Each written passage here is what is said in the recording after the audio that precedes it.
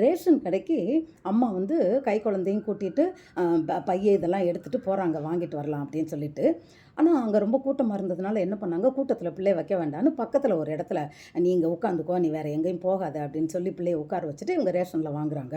அரிசி, பருப்பு, சர்க்கரை எல்லாம் வாங்கினோடனே அதை தூக்கி தலையில் வச்சவங்க என்ன பண்ணாங்க, அப்படியே அந்த கூட்டத்திலேருந்து வெளியே வந்தவங்க பிள்ளைய மறந்துட்டு நேராக வீட்டுக்கு வந்துடுறாங்க.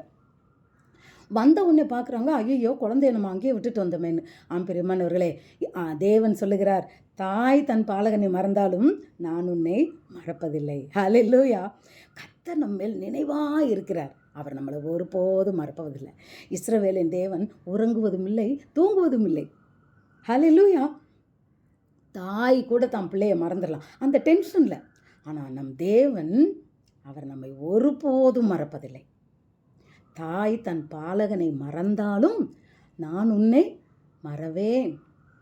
நிச்சயமாக நம் தேவன் நம்மை மறக்க மாட்டார். பெரியமானவர்களே, மகிழ்ந்து களி கூறுங்கள். வார்த்தை வாழ்க்கையாகட்டும். God bless you.